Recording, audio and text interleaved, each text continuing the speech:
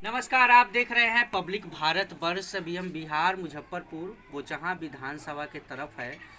बोचहां उपचुनाव की तैयारी में सारे कैंडिडेट लग चुके हैं। कल ही नॉमिनेशन हुआ जिसमें निर्दलीय उम्मीदवार और आने वाले चुनाव के उम्मीदवार हुए राम विनय दास जी, जो यहां से चुनाव लड़ रहे हैं। क्या क्या मुद्दा लेके आए हुए हैं बोचहां उपचुनाव में, और जिस तरीके से बोचहां में घमासान बना पड़ा हुआ है, हर एक पार्टी अपने कैंडिडेट उतार रहे हैं, उसी में एक निर्दलीय उम्मीदवार विनय दास जी से हम बातचीत करेंगे। क्या क्या मुद्दा है इस बार चुनाव में।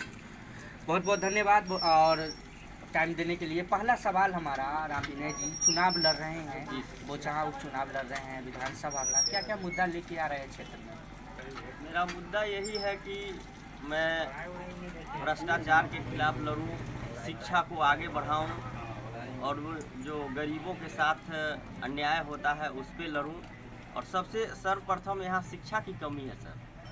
तो हमारे यहाँ जो विधायक होने चाहिए वो ऐसे होने चाहिए कि ज़मीनी हकीकत पे काम करे, फील्ड वर्क करे, गांव के हर एक स्कूल तक जाए, और ना कि जीत कर जाएं और पटना दिल्ली में जाकर डेरा डाल दें और यहाँ जनता तराही माम हो। तो ऐसे विधायक की ज़रूरत यहाँ पे नहीं है। ऐसे विधायक चाहिए जो यहाँ पर पब्लिक के साथ कदम से कदम मिलाकर चले और सबों के साथ चले।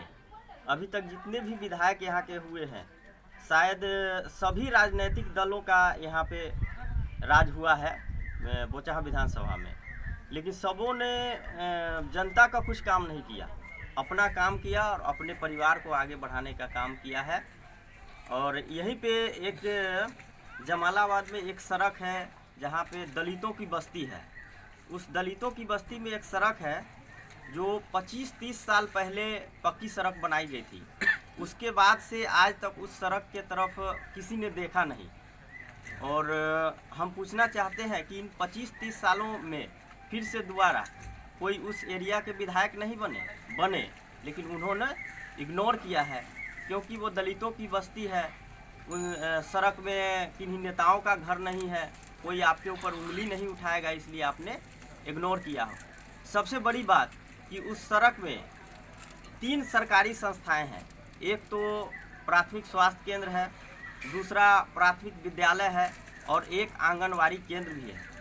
छोटे छोटे बच्चे जो आंगनवाड़ी केंद्र में जाते हैं उसी रास्ते से जाते हैं, स्कूल के बच्चे उसी रास्ते से जाते हैं, और जो प्रेग्नेंट महिलाएं हैं जिन्हें समय समय पे वैक्सीन लेना पड़ता है, वो महिलाएं भी उसी सड़क से जाती हैं।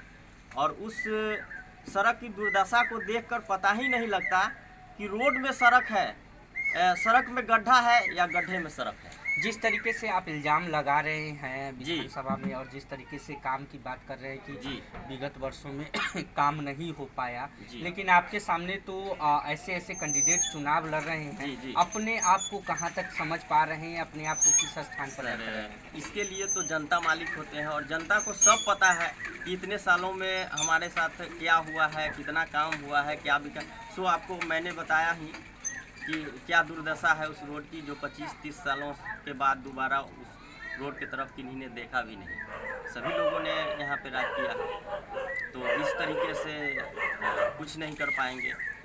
जैसे एक गाना है कि जवन बात बा सवर को मैं उगोर में कहाँ, जवन कई दी है अन्हार ऊ अजोर का करी।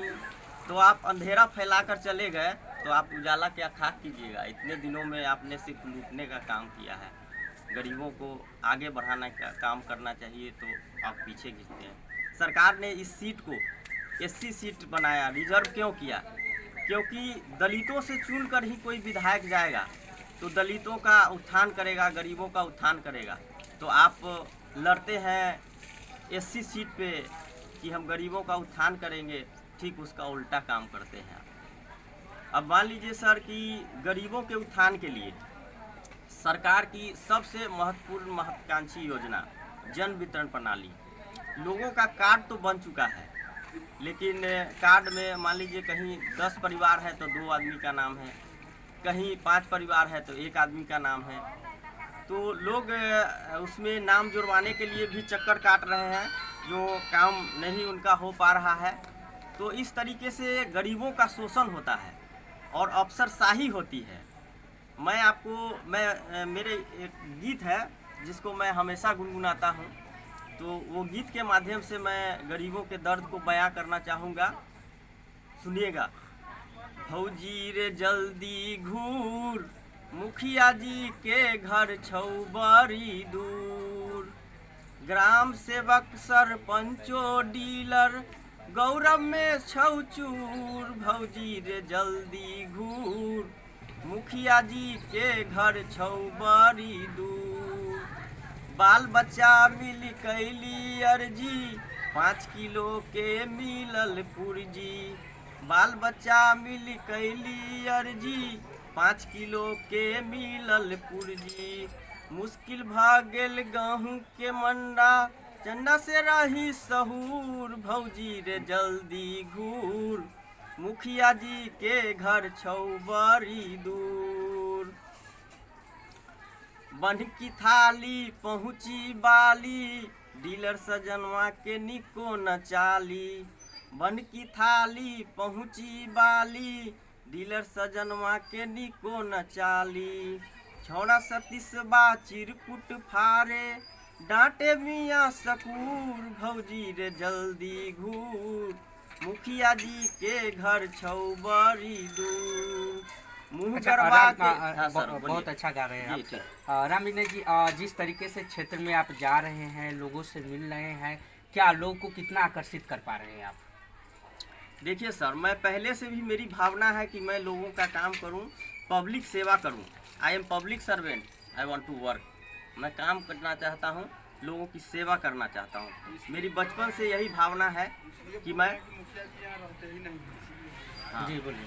तो लोगों की मैं ये भावना है कि मैं इनको उतारूं।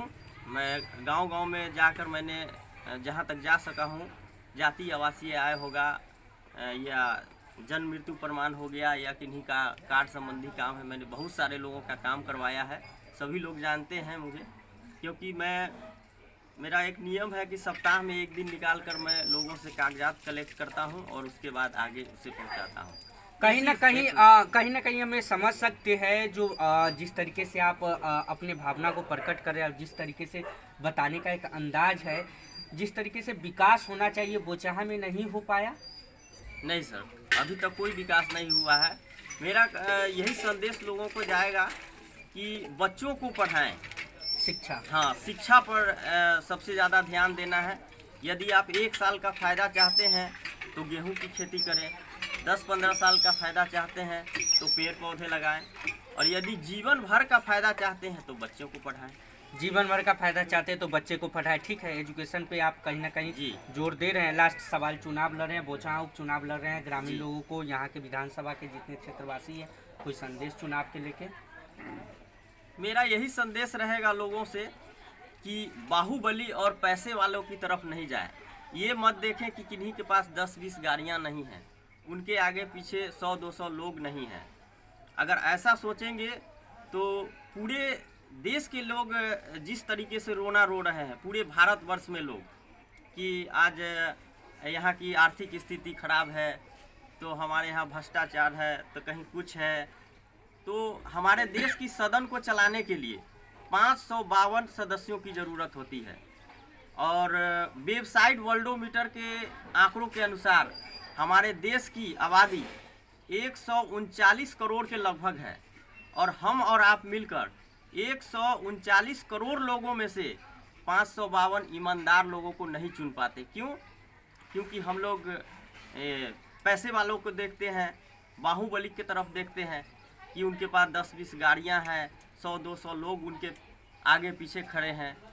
तो उसी प्रकार मैं जो कैंडिडेट हूँ, मेरे पास पैसा नहीं है, 10-20 गाड़ियाँ मेरे पास नहीं है, आगे पीछे 100-200 लोग नहीं है, लेकिन मेरी भावना है कि मैं लोगों के लिए काम करूं। बचपन से मेरी भावना है। ठीक है, बचपन से भावना है लोगों के लिए काम करूं। राम विनय दास जी से हम बातचीत कर रहे थे। बोचाहा उपचुनाव विधानसभा का उम्मीदवार है, निर्दलीय उम्मीदवार है। जिस तरीके से एक युवा चेहरा इस बार चुनावी मैदान में कूद पड़े और जिस तरीके से बात रखने का एक तरीका है गाना के माध्यम से, अब देखते हैं आने वाले वक्त में बोचाहा विधानसभा में जितने सारे ग्रामीण हैं लोग हैं कितना भरोसा जता पाते हैं राम विनय दास जी पर, ये तो वक्त बताएगा।